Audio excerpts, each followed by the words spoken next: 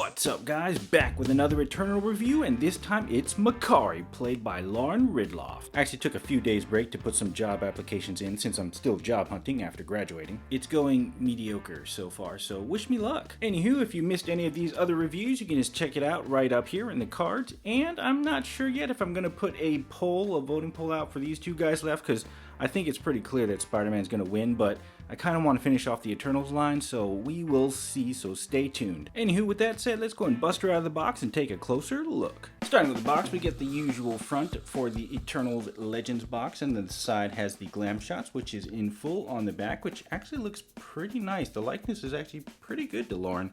And then here's some print here. Now what's interesting is this print actually made me think a little bit, because as you see here, it says Makkari, blah, blah, blah, as the only deaf Eternal, she is not affected by the sonic boom that accompanies her cosmic running. So it makes you think now, what about Quicksilver and Flash? Do they have super hearing as well? Because never really thought about that. And technically the sonic boom comes after you've passed by. If you look at supersonic jets and stuff, you know, that's why you see that cloud and all that stuff. So technically, I mean, it doesn't really need to be deaf. But anyways, that's kind of interesting. I thought about that for a while, probably longer than I should have. Anyways, here's the other figures, and of course the bottom with the UPC. And there she is, guys, Makkari, out of the package, played by Lauren Ridloff, who actually is deaf in real life. And that actually makes me admire Marvel Studios a lot more because of their representation, not only for minorities, but with those with disabilities as well. We should all be treating each other with brotherly love, and Marvel Studios seems to really be pushing that with what they're doing here, so definitely really looking up to them for that. But anywho, you may have seen her before in The Walking Dead, which kind of makes me wish the Eternals had came out before What If, because can you imagine having Makkari in the zombie episode? I mean, it just would have worked so well. But anywho, let's go and take a closer look. Now starting with the head, the face sculpt is actually very nicely sculpted, and overall I think it's a pretty close match to Lauren Ridloff. Not exact, but I think anything that's off might just be paint, just like with Cersei. I don't know, I might have to play with my face app to try it out again. And the hair is nicely done as well. I like this little curve here. It kind of sits on a shoulder, sort of, if you tilt her head just right, but the rest of it looks really nice, and this is strangely extremely hard. I mean, I guess it makes sense because it's thick, but I've never really seen super hard hair like that with Legends. They're usually pretty flexible, so that's kind of good and bad because you can't really make her look up because of that, but oh well, I definitely like the sculpt of it. And moving into the body, the suit color is actually a lot flatter and not as shiny as the other ones. As you can see, like, here's Icarus with his super flamboyantly shiny suit. Same thing with Cersei as well. Nice, oops, there we go, that's better focused. Cersei as well, as you can see, nice and shiny. And of course, Kingo is like in between. He's got a bit flat parts and then some shiny parts.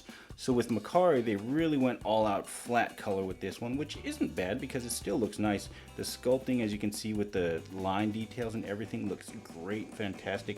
The costume design for these Eternal suits is definitely off the charts. Definitely one of my favorites so far. And of course the detail goes all the way inside there. I got a little paint slob right there, but that's okay. It's usually going to be hidden when I have her displayed correctly or in a neutral position. Goes in there as well.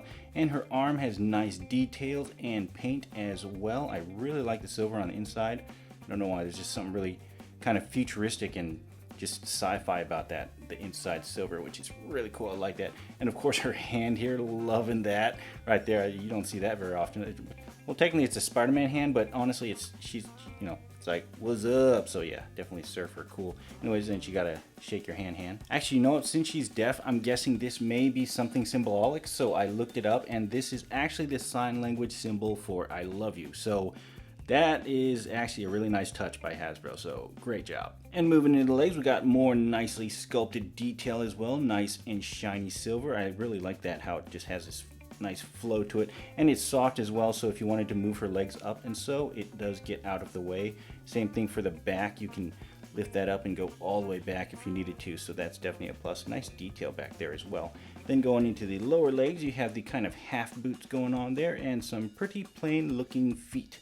And there's the bottom with the Lego Jumbo. And as for articulation, her head is on the usual dog bone joint for the rest of the Eternals line, so that is definitely a plus, so it gives a clean look, and it does still rotate in a circle. Got to clear the hair. Does have some decent side to side. Down is good, but like I said, you can't move her head up. Like, this is so thick and hard, it's just, even the other thick Marvel Legends hair just doesn't seem to compare to this. But anyways, her arm rotates in the usual circle, shoulder joint goes up quite a bit actually, pretty awesome. Then she has the single pinless elbow, which honestly the female elbows that were single jointed are kind of pinless anyways. And then her hand spins in a circle and does a flap-a-doodle. And her torso is on another ball joint just like the other Eternals. It rotates, has some clicks to it, and goes that far side to side, that far back, and that far forward. And her legs have good range going forward thanks to this softer plastic cloth piece right here, although she suffers from the usual Hasbro Marvel Legends that doesn't go straight back, you have to go sideways back. And she doesn't have quite as good splits, pretty mediocre there, because her hip sculpt comes down lower than the other Eternals, such as Icarus here, which has a higher hip joint that allows them super splits. And she has the usual thighs full, the pinless double jointed knee, which is super smooth actually, yet still has enough tension to hold its place. And then the foot goes that far back, that far forward, and spins with clicks to it. And for her accessory, she only comes with 2 fisted hands here, which are kind of boring. I'm just going to stick to these hands because I think these are way cooler. Plus, why would you bother punching Crow when instead you can either offer him peace and love at first, and if he says no, then you can use the other hand to slap him. And of course she also comes with Gilgamesh's right arm and his fisted hand as well, which hopefully I should be able to build since the other Eternals should be coming soon, hopefully. And for some comparisons, here she is next to the other Eternals that I've opened so far, as well as maybe Bad Guy Crow. Although at times I wonder if you can just call them Watchers, since they were instructed not to interfere with any human conflict unless deviants were involved. And here she is next to some more Marvel Legends. And finally here she is next to some random figures. Halo Spartan Collection Palmer, Hasbro's R.E.D. Starscream, McFarlane DC Multiverse Superman, Black Series Bo-Katan, and Bruni.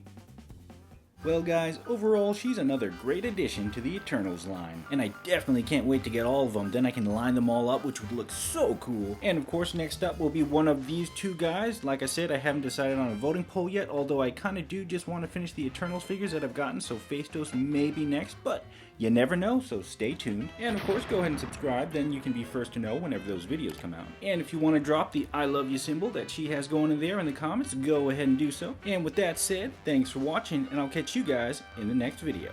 Makkari. Peace.